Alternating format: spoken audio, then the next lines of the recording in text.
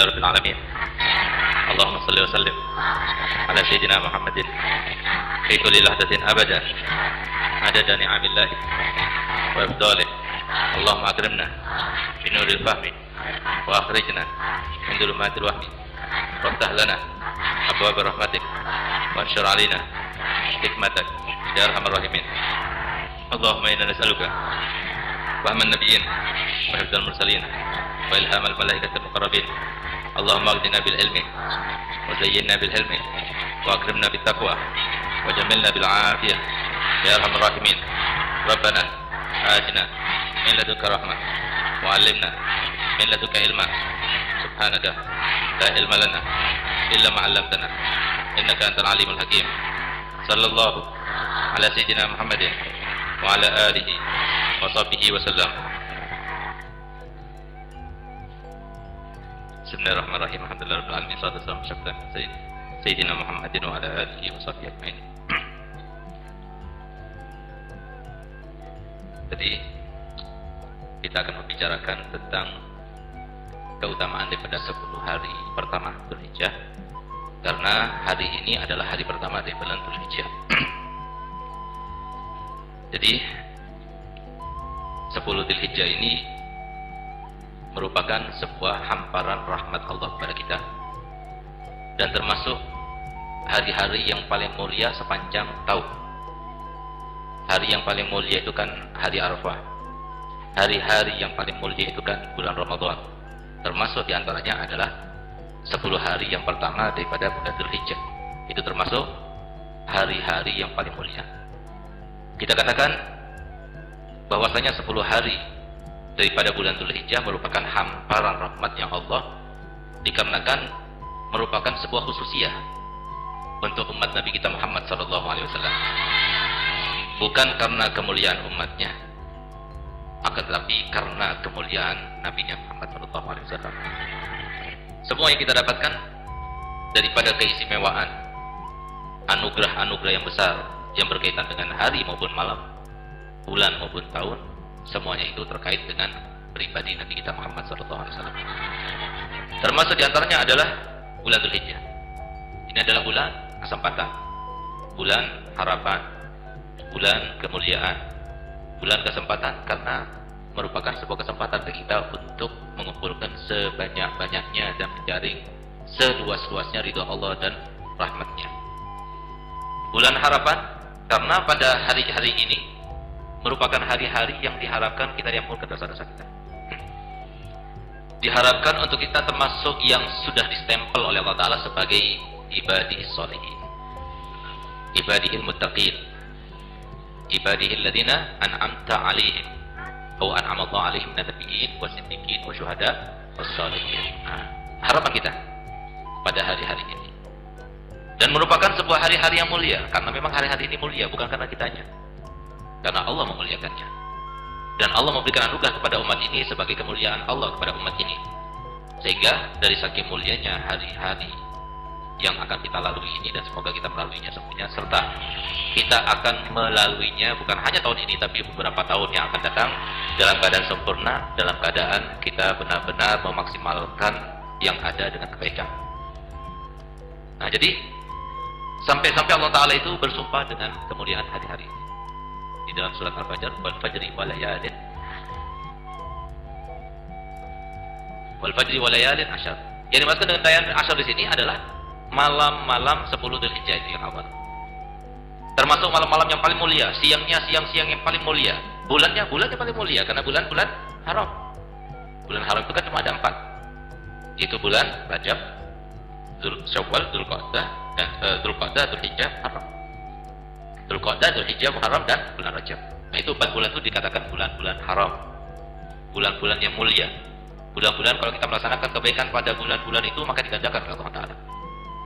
Oleh karena itu, kita akan membaca sedikit tentang keutamaan yang ada di dalam kitab Sa'adat. Kemudian apa saja yang diperintahkan oleh Nabi kita Muhammad SAW pada hari-hari ke depan ini. Karena hadis yang paling sahih yang berkaitan dengan kemuliaan hari-hari yang akan kita lalui ini adalah ma min ayyamin al-amalus shalihi fiha ahabbu ilallah. Tidak ada hari-hari yang kalau kita beramal kebaikan pada hari-hari itu lebih baik daripada hari-hari itu, lebih dicintai oleh Allah daripada hari-hari itu. Walal jihad ya Rasulullah, walaupun jihad kecuali yang melaksanakan jihad dengan nyawanya, dengan hartanya, dengan dirinya, lalu dia tidak kembali dengan sedikit pun apapun yang dia bawa itu. Itu yang paling mulia.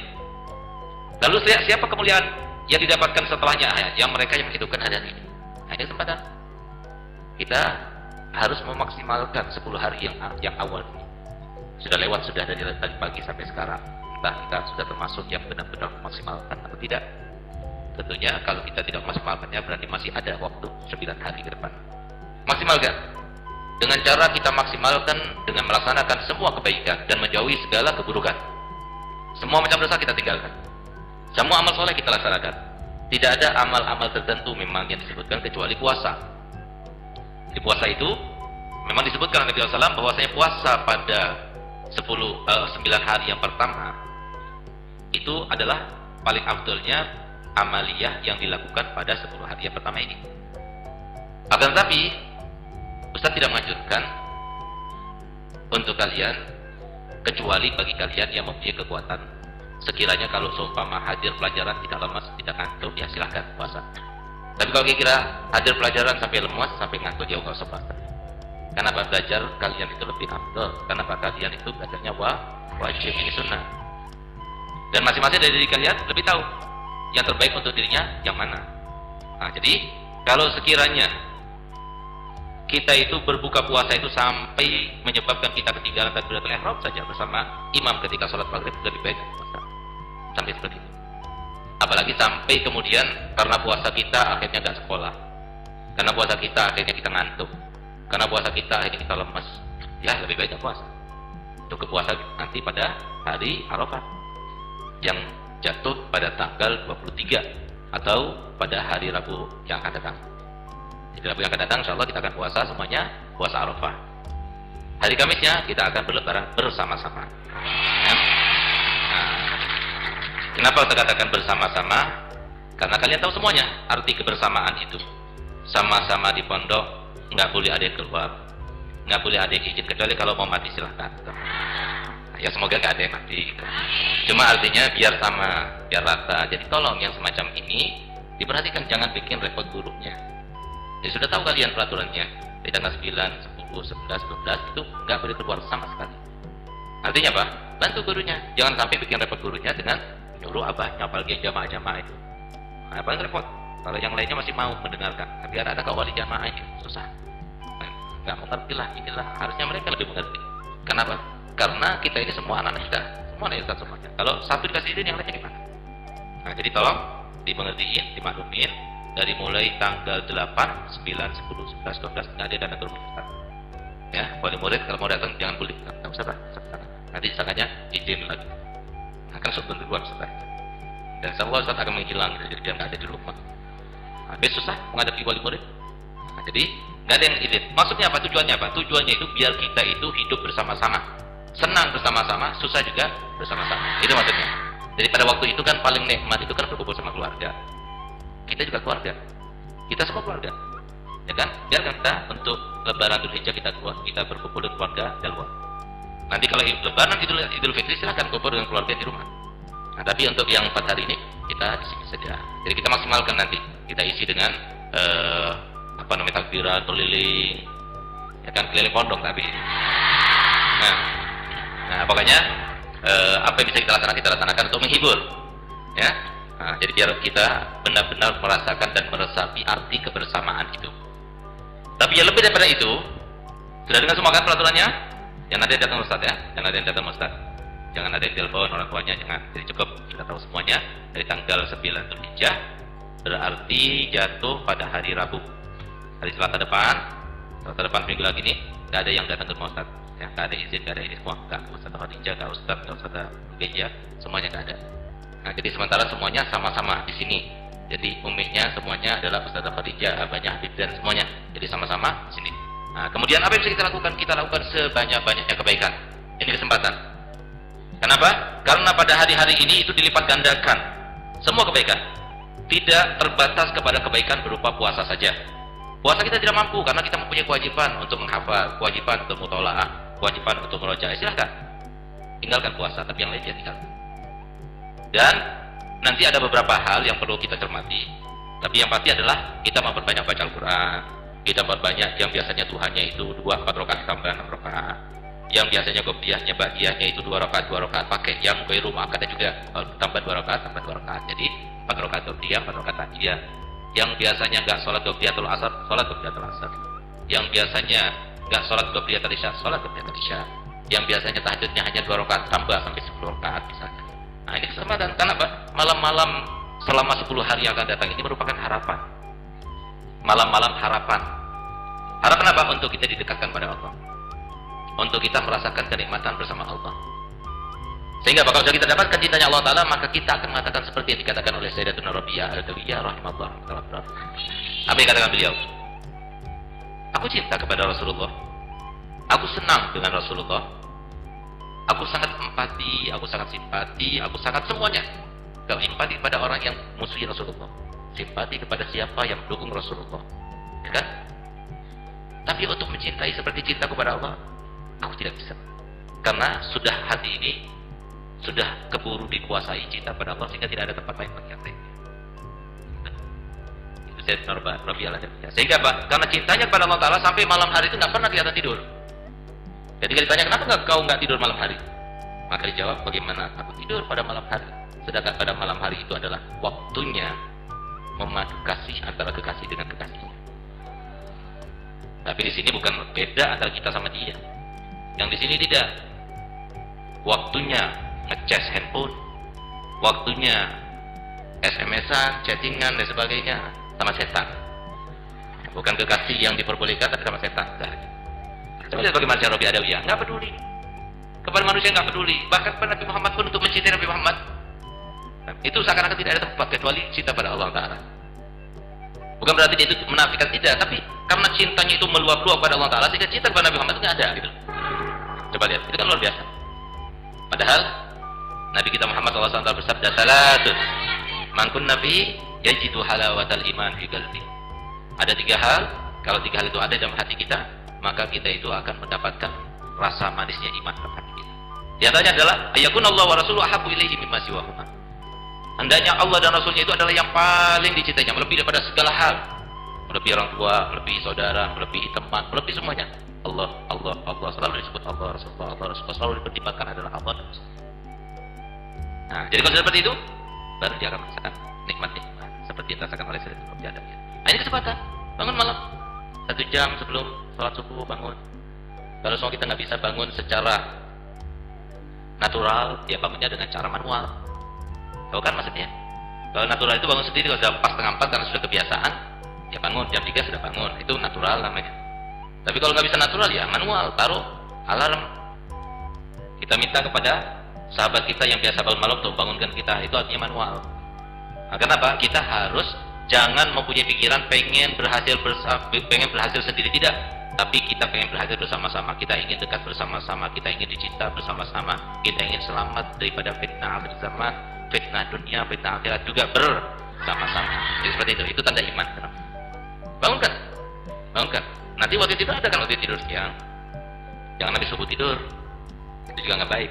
Dan jangan kamu katakan, Ustaz, kalau kita ini kurangnya tidurnya itu kurang, nanti akhirnya waktu belajar itu pusing. Nah, itu kan setan yang bilang itu. Ngerti nggak? Ustaz waktu di Madinah tidurnya itu hanya 4 jam. Siang hari 2 jam, malam hari 2 jam, tapi tidak pusing. Kenapa? Kebiasaan. Tapi kalau pertama kali ya pusing, karena nggak biasa. Tapi setelah kebiasaan maka nggak pusing lagi. Nah, jadi semua itu tergantung kepada kebiasaan kita. Kemudian katanya apa saja yang disunahkan untuk kita laksanakan pada hari-hari 10 hari yang pertama daripada bulan Dzulhijjah. Qal ma min ayyamin afdalu indallahi ta'ala an hadhil ayyamil ashar. Tidak ada satu hari, tidak ada hari-hari yang lebih utama di sisi Allah melebihi daripada hari-hari 10 hari pertama dari bulan Dzulhijjah. Fasiru fihi tahdil wa takbir. Maka hendaknya kalian itu memperbanyak membaca kalimat tahlil dan kalimat takbir. Kalimat tahlil adalah la ilaha illallah. Kalimat takbir Allahu akbar. Jadi subhanallah walhamdulillah wa la ilaha illallah. Subhanallah walhamdulillah wa la ilaha illallah. Perbanyak. Hari-hari ini perbanyak. Dan lihat, coba lihat, setan itu hebatnya luar biasa. Apa sih susahnya? Kalau seumpama kita itu sambil main-main sambil bertasbih, sambil masak sambil bertasbih, sambil misalnya membetulkan tempat tidur kita, merapikan tempat tidur kita sambil bertasbih, apa sih susahnya? Apakah terkurangi energi kita dengan bertasbih? Tapi kenapa kok sulit banget kita itu bertasbih? Kenapa? Nah, karena ada setan. Coba nggak ada setan semuanya bertasbih. Buktinya nanti ketika kita itu termasuk sebagai penghuni surga, insya Allah, apakah mereka itu ada pekerjaan? Iya. Pekerjaan yang mirip ibadah? Iya. Ibadah nggak ada lagi. Tapi ibadah yang pekerjaan yang mirip ibadah masih ada. Apa itu? Dari saking bersyukurnya nggak habis-habisnya. Kita selalu membaca subhanallah, alhamdulillah, wa la ilaha illallah. Jadi bersyukur pada Allah Ta'ala. Padahal bukan mengandung pahala, nggak menambah apapun, tidak. Tapi karena rasa syukur kita yang tidak terhingga pada Allah, seakan-akan kita itu merasa dimanja. Kenapa? Karena setelah kita itu melalui dunia yang terasa seakan-akan panjang, tapi dibanding di akhirat nanti sangat pendek dan terasa. Kata Nabi Muhammad, nanti orang yang mukmin itu, yang penghuni surga itu, ketika nanti di padang mahsyar dan ketika kemudian dimasukkan ke dalam surga, sebentar dikeluarkan lagi untuk ditanya maksudnya, bagaimana kamu rasakan dulu waktu di dunia? Apa jawabannya? Emang aku pernah di dunia dulu? Emang dulu pernah aku dalam keadaan hina? Dalam keadaan tertimpa musibah dan cobaan? Nggak terasa. Masuk surga sebentar aja udah nggak terasa. Sebaliknya, ahli neraka ketika dimasukkan neraka dikeluarkan lagi. Keluar sebentar doang gitu untuk ditanya, untuk jadi sebuah percontohan bagi kita yang masih hidup. Apakah kamu itu merasakan kenikmatan dengan kenikmatan yang kau buat dulu waktu di dunia? Apa jawaban dia? Emang aku pernah hidup di dunia? Pernah mengatakan begitu? Ya, tapi perkataannya itu adalah, apakah aku pernah merasa senang di dunia? Ini nggak pernah merasa senang deh. Semuanya siksa, semuanya nggak enak tuh, dilupakan.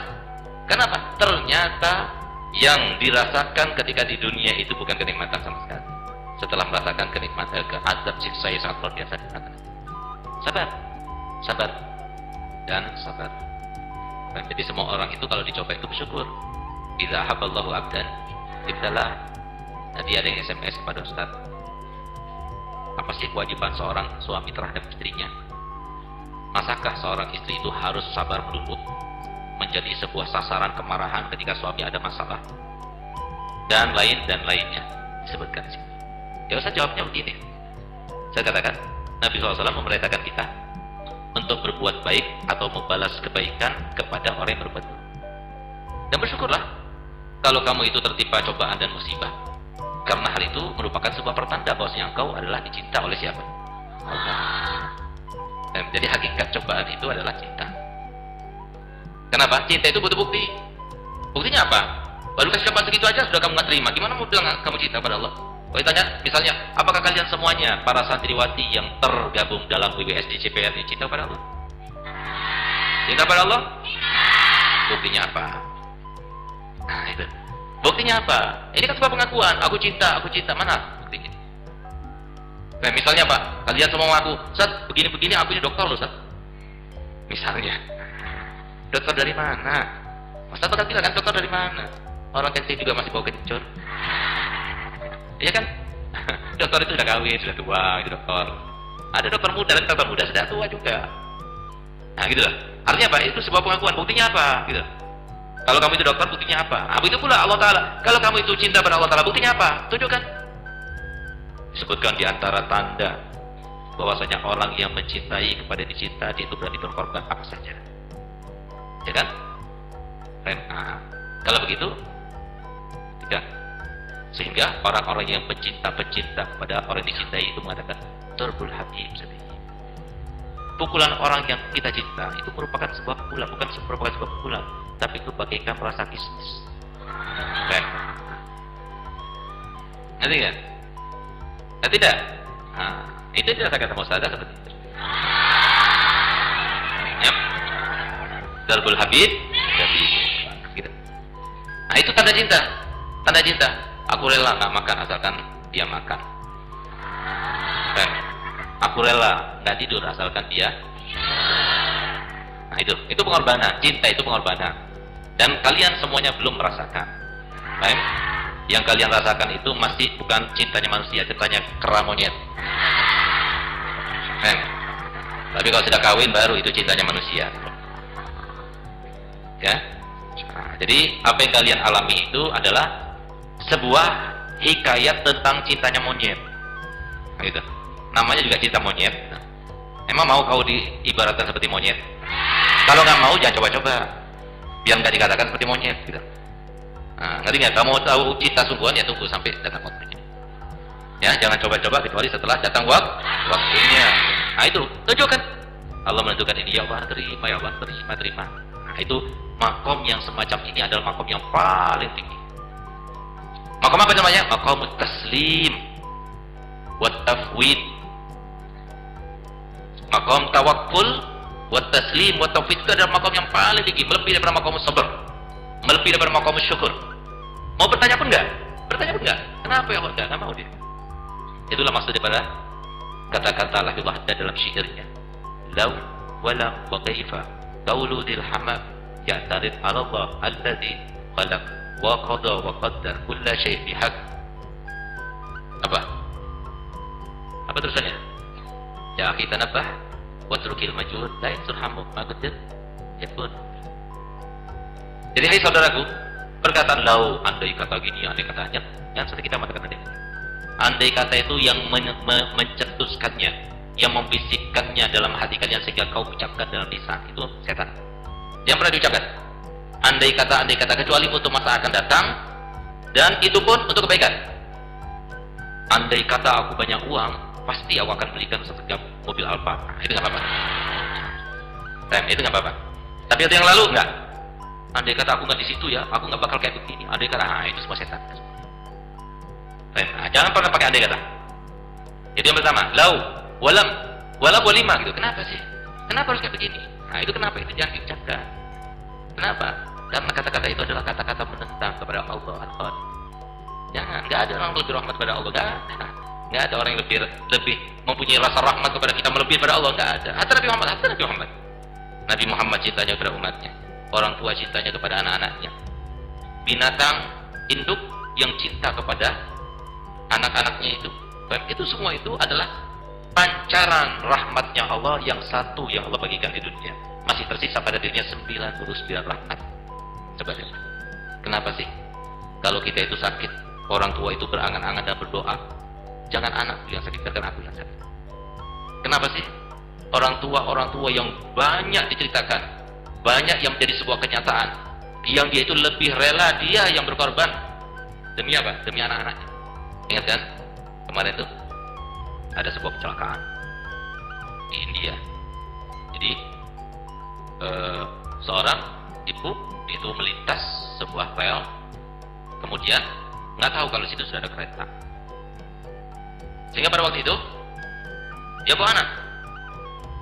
Kalau dia seumpama anak itu dilempar, dia selamat, tapi dia akan selamat. Kalau dia melintas terus, maka dia dua-duanya akan selamat. Akhirnya apa? Dia lempar, dengan ibunya langsung jatuh dan tersungkur di bawah. Sehingga dilindas kereta. Kenapa seorang ibu itu sampai berkorban nyawanya dikorbankan? Karena apa? Rahmatnya Allah diletakkan. Kenapa kadang-kadang Ustaz itu merasa Allah sombong? Kalau seumpama yang namanya taufik itu bisa dibeli, wallahi nanti Ustaznya uang, Ustaz beli, Ustaz kasih kepada kalian semuanya. Kenapa sebabnya itu seorang guru pada muridnya? Rahmatnya Allah diberikan kepada kita. Dan kenapa kita itu berharap antara kita sesama semuanya masuk dalam surga semuanya? Jangan mau ikut pada setan, ikut pada Rasulullah, ayo ikut semua pada Rasulullah. Lawan. Nah, selalu kita rayu seperti itu. Kenapa? Karena rahmatnya Allah. Yang satu yang Allah masih ada 99 rahmat. Jadi jangan pernah kita merasuk kepada Allah. Semua yang ditentukan Allah yang terbaik. Gak ada yang terbaik, gak ada yang terbaik. Buktinya lihat bagaimana Nabi Muhammad SAW bersabda. Nanti pada hari kiamat, masing-masing dari kalian akan ditunjukkan pahala yang telah dilakukannya dan didapatkannya karena jaringan yang telah dia buat dengan amal ibadah selama di dunia. Ini pahala salatmu, ini pahala puasamu, ini pahala ini semua dijelasin. Ada beberapa pahala yang besar-besar justru udah tadi disebutkan dan gak ada labelnya. Sehingga dia bertanya kepada Rabb, Semuanya engkau sebutkan, semuanya engkau jelaskan. Ini pahala ini pahala itu dan sebagainya. Tapi yang itu kan, engkau jelaskan kepada kami itu pahalanya apa? Maka dijawab oleh Allah itu adalah pahala sabar ketika kita melakukan sesuatu kepada. Apa kata dia akhirnya? Nabi SAW tidak cerita. Akhirnya dia itu mengatakan dia, oh andai kata seluruh hidupku diisi dengan cobaan itu, alangkah senangnya aku sekarang. Jadi kita nggak tahu. Makanya apa sih rahasia? Idza habballahu 'abdan ibtalahu. Jika Allah itu cinta pada seorang, justru cintanya Allah Taala itu berupa apa? Berupa cobaan. Kenapa? Allah yang buktikan. Kamu cinta? Betul cinta? Ayo coba. Ayo coba. Nah, coba ini kan untuk membuktikan cintanya dia kepada Allah. Dan cintanya Allah kepada dia. Kenapa? Kalau kita ingin dekat pada Allah Taala, maka mendekati Allah itu banyak rancau, banyak kendalanya, banyak rancaunya, banyak hambatan-hambatannya, banyak yang gak enaknya. Tapi kalau kita cinta pada Allah, kita gak peduli. Walaupun kita akan mati di sana, walaupun kita akan kena duri, walaupun kita akan sengsara, walaupun gak peduli. Yang penting Allah bisa kita dapatkan cinta. Itu kalau cinta. Itu kalau cinta. Kalau gak cinta, maunya sih mau sih, habis suruh nyeberangi lautan ya gak mau deh. Maunya sih mau, tapi kita harus menyeberangi hutan. Katanya gak boleh pakai sendal lagi ya. Orang banyak durinya, masa kita gak boleh pakai sendal? Nah, itu namanya gak cinta. Jadi cinta bukan seperti itu. Kalau kita cinta, maka kita akan berkorban. Apapun kita akan korbankan. Yang penting aku dapat dan meraih cintanya Allah. Nah, oleh karenanya kalau kita bertanya di mana Allah, di mana Allah, maka jawabannya Nabi SAW bersabda di dalam hadis qudsinya, Allah Taala berfirman, "Ana indal munkasirati qulubuhum min ajli." Aku ini sekarang berada di dalam hati-hati orang yang terluka hatinya karena aku. Kenapa orang terluka hatinya? Karena siapa? Ada sesuatu yang menentukan selain Allah? Adakah sesuatu yang menentukan Allah Ta'ala bukan yang terbaik? Semuanya terbaik. Makanya Nabi SAW itu tertawa sendiri. Tapi jangan ditiru. Semua pekerjaan Nabi itu sunnah, tapi yang semacam ini jangan ditiru. Karena tertawa sendiri karena ada wahyu yang datang, Jibril yang kelihatan. Kalau kamu kelihatan siapa? Yang ketawa sendiri dan sebagainya. Jangan, takutnya orang yang lihat itu loh disangkanya kamu itu orgil gitu. Ngerti ya? Jadi kalau sendirian jangan ketawa ya. Lagi duduk di atas batu ketawa sendiri ya. Pasti wah ini harus kami boxing ya, gitu kan. Jadi jangan ketawa sendiri. Rasulullah ketawa sendiri tidak apa-apa karena Rasulullah melihat sesuatu yang tidak kita lihat. Apa yang dikatakan Nabi SAW ketika ketawa sendiri? Tanya oleh sahabat kata Rasulullah, kenapa aku ketawa? Kenapa ingin tahu apa yang ditertawakan? Tapi kalau kita kan enggak, lihat ada orang ketawa sendiri, ayo coba ayo kita bawa yuk. Gitu. Kemana RSJ? Rasulullah tanya, kenapa aku ketawa Rasulullah? Kata sahabat Siddiq, ya. Kata Rasulullah, kepada sahabat Siddiq, ajaban ya Abdul Mu'min. Sangat mengherankan urusan mukmin ini ya. Di mana Allah Taala memberikan kenikmatan kepadanya, fasyakar, dia bersyukur, fa huwa khairul lah. Itu lebih baik baginya. Dan ketika Allah Ta'ala menurunkan sebuah cobaan baginya, lalu dia sabar, itu juga baik baginya. Jadi semua urusan mukmin itu baik. Ketika nikmat baik, ketika tertimpa musibah juga baik. Tujuannya itu, semuanya itu adalah untuk kita dicoba. Dan Allah sudah bersumpah di dalam Al-Quran berapa kali, di dalam beberapa ayat Allah telah bersumpah untuk supaya senantiasa untuk memberikan cobaan dan musibah bagi kita sampai kita meninggal. Hatta ya'tiyakal yaqin. Wala damkuwannaka syai'in min al-khawf wal-ju' wa naqsin al-amwal was-thamarat wal anfusi wa basyiris sabirin alladziina idza asabatuhum musibatun qalu. Jadi pasti akan kami coba. Tahu kan pasti? Tahu pasti kan? Pasti itu pasti akan terjadi. Bukan insya Allah, bukan perkiraan, bukan dugaan, bukan angan-angan, tapi pasti akan kami coba kamu. Bukan hanya orang tua kamu yang diberi cobaan, kamu juga akan diberi. Bukan hanya kakak kamu yang akan diberi cobaan, kamu juga akan diberi. Jadi semuanya itu tidak ada yang merasakan kenikmatan satu hari saja nikmat dari pagi sampai malam. Tidak ada. Nonsense, nggak mungkin. Dan cukup sebuah penelitian yang terjadi yang diceritakan oleh saya punya mertua, Alhamdulillah bin Muslim bin Hajar rahimahullah, namanya Ustaz. Dia selalu bercerita pada Ustaz, ada seseorang yang ingin meneliti apakah ada sih orang di Baghdad ini atau di kota ini yang hidupnya senang, nggak ada susahnya. Dia coba teliti, dibuat penelitian. Oh, ya orang ini kayaknya senang, ini orang kaya nih. Ikuti ini, katanya ada belakangnya. Ikuti satunya, katanya ada susahnya. Ikuti satunya, wah semuanya ada. Sampai dia itu melihat ada seseorang yang Junaid. Junaid ini dilihat semuanya sempurna, semuanya happy, semuanya senang, semuanya bahagia.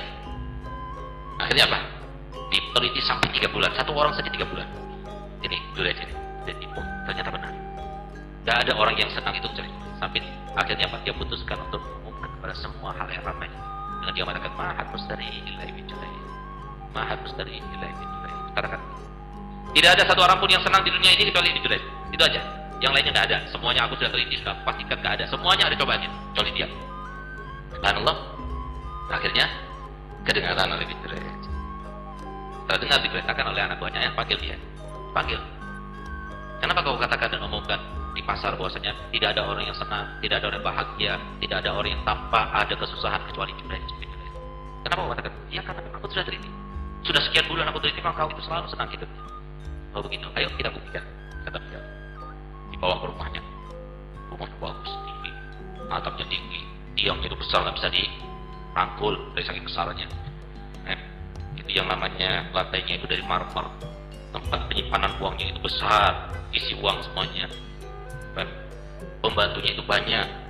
Rumahnya itu ada kamar sekian puluh kamar. Anaknya itu ganteng-ganteng banyak. Awalnya seperti itu. Nah, kan aku bilang, nggak ada orang senang kecuali kau. Tamunya banyak, pokoknya semuanya serba luar biasa. Dihormati orang, dimuliakan orang. Masih kau katakan bahwasanya tidak ada orang yang senang kecuali aku? Loh iya, tambah mantap malah. Oh kalau kita ayo ikut aku ke kamar. Dibawa ke kamar. Kita sampai di kamarnya. Dibuka baju. Itu dibuka bajunya, ternyata di punggungnya itu banyak korek-korek. Setiap korek itu ada bulat-bulat. Lalu dia berkata kepadanya, demi Allah kalau kau mau mengalami seperti aku alami, aku rela kau ambil semuanya asalkan aku jadi kau. Akhirnya begitu melihat kenyataan itu, barulah kemudian dia itu mengumumkan kembali, tapi pengumumannya beda dan yang tepat. Dia katakan ma'ahad dari hatta ini jadi paham. Tidak ada orang yang senang di dunia, walaupun bicara tidak ada yang senang. Jadi kan harap, jangan bermimpi, jangan berangan-angan, jangan berhayal untuk hidup dengan keadaan senang. Ada senang. Kenapa? Tanda cinta kita pada Allah Ta'ala itu adalah dicoba. Kalau sudah dicoba berarti buktikan. Kalau belum dicoba berarti belum membuktikan.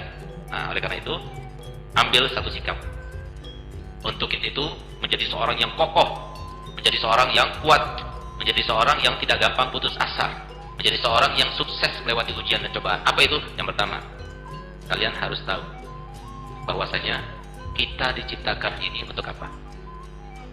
Untuk mencari pahala sebanyak-banyaknya, untuk mencari ridho Allah sebanyak-banyaknya, untuk menjauh daripada maksiat sejauh-jauhnya. Itu yang pertama. Nggak ada penjaringan pahala melebihi daripada sabar terhadap cobaan itu ada. Innama yuwaffas sabiruna ajrahum bighairi hisab. Itu yang pertama. Yang kedua, adakah satu orang atau zat yang lebih cinta kepada kita daripada Allah? Tidak. Kenapa? Allah sendiri mengatakan dalam Al-Qur'an bahwa arhamur rahimin itu siapa? Rasulullah di situ rahimin. Orang tua rahimin, guru rahimin, sahabat karib rahimin, tapi Allah arhamur rahim. Allah lebih cinta kepada kita. Nah, itu yang kedua. Yang ketiga, adakah keputusan Allah yang tidak terbaik buat kita? Sesuai dengan apa yang disampaikan Nabi Muhammad SAW. Tidak ada. Oleh karenanya, kenapa kalau kita katakan tidak ada, kenyataan itu justru menandakan dan menjadi bukti yang sangat kuat bahwasanya memang tidak ada keputusan Allah yang tidak baik. Misalnya apa? Ketika kamu coba dengan cobaan, kamu kan gak kuat, menangis, glosor, dan sebagainya. Apa itu reaksi-reaksi kamu itu? Ya kan, sampai pada puncaknya minta kepada Allah supaya dicabut nyawa. Ya kan? Kan seperti itu orang yang coba kan? Udah cabut aja nyawaku, udah mati kena aku dan sebagainya, ya kan? Nah, ingat gak dulu? Dulu. Nah, sekarang mau kan dia doakan dia cepat mati sekarang. Kenapa? Karena sudah berlalu. Sudah berlalu kan? Nah, apa? Maka yang semacam ini akan terjadi terus. Sebagaimana kamu dicoba, kemudian minta mati, udah itu selesai cobaannya, nggak minta mati lagi, ditawari juga nggak bakal mau, ya kan? Nanti begitu lagi, udah itu namanya itu sesuatu yang akan lumrah, yang akan kita lewati. Ini loh misalnya, kita bercerita dengan cerita lucu. Sekali kalian ketawa kan? 2 kali mungkin masih ketawa, tapi ketawanya nggak selebar yang pertama kan? Yang ketiga kali ketawanya aja berkhawatir kan? Keempat kali apalagi? Bosan. Udah nggak bisa lagi dia berkhawatir sudah. Dari saking bosannya, ya kan? Keempat kali apalagi? 5 kali, 6 kali dan seterusnya itu. Nah sekarang kamu terkena cobaan seperti ini berapa kali? Sudah berkali-kali, masihkah kamu itu tidak sadar juga? Nah itu. Sebagaimana ini akan kita lewati, seperti dulu kita telah melewatinya, kita akan melewati juga. Oleh karenanya, seorang manusia yang kokoh itu adalah manusia yang suka dengan tantangan. Yang pernah dalam diri kita mengatakan aku tidak bakal bisa. Enggak ada dalam jadwal aku tidak bisa, aku bisa. Bisakah kamu meraih ridha Allah dan cintanya? Bisa. Bisakah kamu bangun malam? Buktikan. Nah, gitu loh. Bisa kamu berakhlak seperti Nabi Muhammad? Buktikan. Bisakah kamu menjadi seorang anak yang salihah? Buktikan.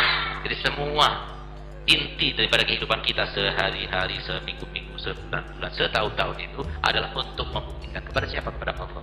Yang pertama, kepada Nabi Muhammad, yang kedua, kepada orang tua, kepada sahabat kita, kerabat kita, dan kepada semua yang menyaksikan kita, karena mereka itu adalah saksinya Allah. Allah bertanya kepada siapa? Allah Maha tahu. Tapi sebagaimana kalau kita itu yang membuktikan sesuatu harus ada saksinya. Allah juga minta saksi. Saksinya siapa? Manusia. Nah, semoga seperti kalian itu menyaksikan Ustaz yang baik. Ustaznya baik atau tidak? Nah, semoga yang semacam ini disaksikan terus sampai Ustaz meninggal. Mempertahankan tidak mudah. Mempertahankan semacam tidak mudah. Mempertahankan kita baik, mempertahankan kita tampak kepada orang itu baik, itu tidak mudah. Karena apa? Setan itu tidak mau kamu dikatakan orang baik. Karena terlanjur setan itu dikatakan terkutuk. Dia iri pada kita. Kau yang tanya, aku terkutuk kamu orang baik. Enggak mau. Sekali terkutuk semua. Itu kata dia. Sian deh lo iblis. Sian deh lo setan. Kamu nggak tahu lah. Kalau kami ini adalah WSD CPR yang disayang oleh Nabi Muhammad, yang diandalkan oleh Nabi Muhammad, yang kubuktikan kepada kamu, hai setan-setan, walaupun kau mau tersungkur, mau dilosor, mau apa saja serah kamu. Itu bukan urusan. Urusanku adalah membuat Allah senang, membuat Nabi Muhammad senang kepada kamu. Buktikan. Bisa? Dan ingat untuk kita bersama berusaha dan dengan kita tunjukkan kepada orang tua, tunjukkan bukti kepada orang tua. Bah, mulai sekarang aku bukan seperti anaknya. Cara ngomongnya lembut, saya minta doa, minta ridho. Minta ridhonya pelan. Nah, doain anak bah, doainnya. Ketemulah sencium kakinya. Nah, semacam ini yang diri Allah Taala. Jadi semua yang melawan hawa nafsu di situ ada ridhonya Allah. Semua yang mengumbar hawa nafsu di situ ada ridhonya saya. Pilih yang mana? Ridho Allah atau ridho setan? Jadi masalahnya ridho Allah itu berat, gak enak, dan pasti kita melakukannya terpaksa. Kita pengajian terpaksa nggak? Terpaksa, ustaznya terpaksa. Kalian lihat jam saja dan jam. Nah, tapi setelah ini kalian istirahat. Setelah itu ustaz ngajar lagi sampai jam 10. Nah, jadi besok pagi ustaz ngajar lagi di sini. Habis pulang dari sini ngajar lagi di rumah. Habis pulang dari rumah ngajar lagi di sini lagi sampai jam 12. Nah, jadi artinya terpaksa. Tapi terpaksa kalau didasari dengan cinta maka menjadi sesuatu yang sangat membahagiakan. Akhirnya kita berdoa kepada Allah, semoga kita termasuk yang mendapatkan kemuliaan di hari-hari yang mulia ini. Semoga kita ditetapkan sebagai orang yang mulia oleh Allah Ta'ala. Semoga Allah memberikan kemuliaan demi kemuliaan kepada kita semuanya, kepada orang tua kita. Semoga Allah memberikan mereka taufik dan hidayahnya, dan semoga kita semuanya termasuk yang Allah berikan hidayah berkesinambungan sampai yaumil qiyamah. Insyaallah besok kita akan teruskan tentang masalah ini. Bila taufik hidayah. Assalamualaikum warahmatullahi wabarakatuh.